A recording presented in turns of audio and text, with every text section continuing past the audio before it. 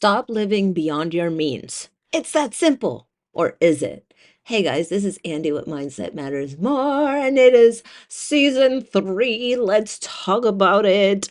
So, this season, we're going to start dedicating more to talking about money, mindset, abundance mindset, career mindset, purpose mindset, and really focusing not only the mindset of getting started and navigating day to day, but actually trying to focus your life with your mindset.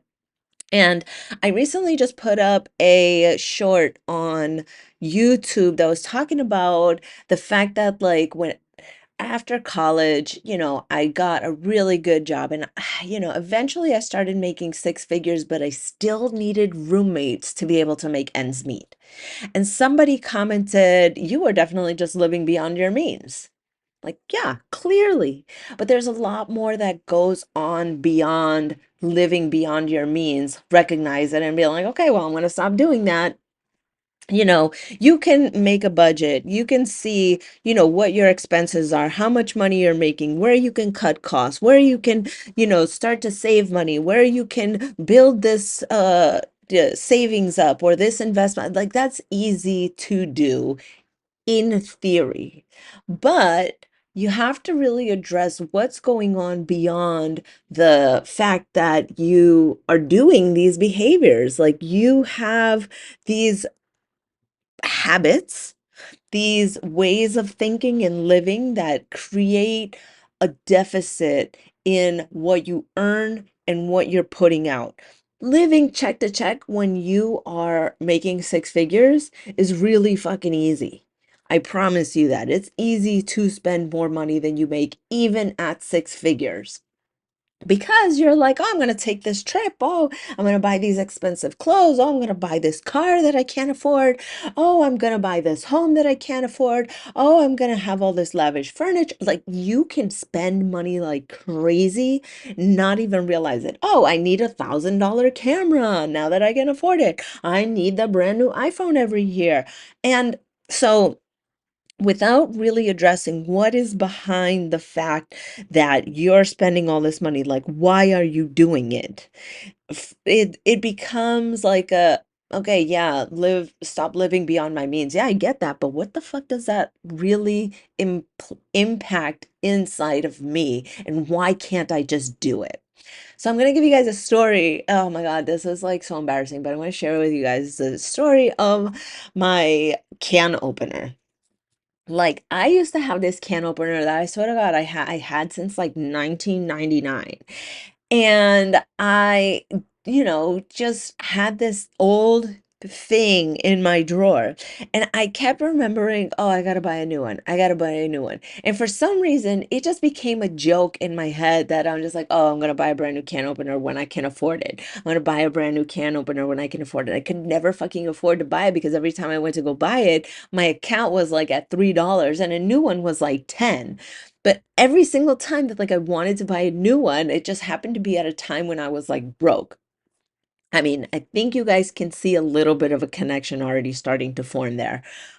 But this went on over and over and over again. And ultimately, I started doing the shadow work, the journaling, prayer, meditation, had the coach, started realizing that a piece of me, the reason I'm doing all these fancy trips, the reason I've got to have the nice car, the reason that I have to have the nice furniture, the reason that I have to, buy the $1,000 camera, the reason that I have all these like major quote unquote expenses is because I was trying to live a life that outwardly projected that I had money.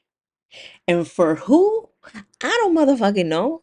Because honestly, nobody's even in my life. Like, nobody's like coming in my house that would be like, oh my God, you have all this really expensive furniture. Like, people just see furniture. They don't know how much you fucking spent on it.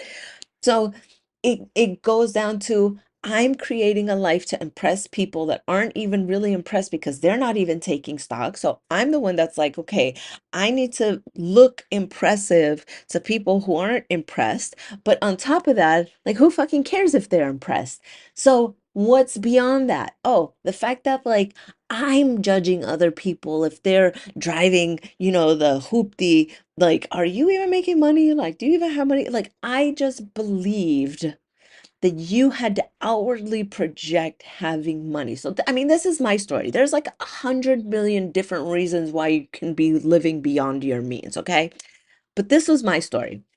And so once I started identifying that, I remember like once a month, like I started fixing, how much I'm investing, how much I'm saving, how I'm living my life, the trips that I take, how that comes to be, actually saving for a trip versus just spending what I have right now.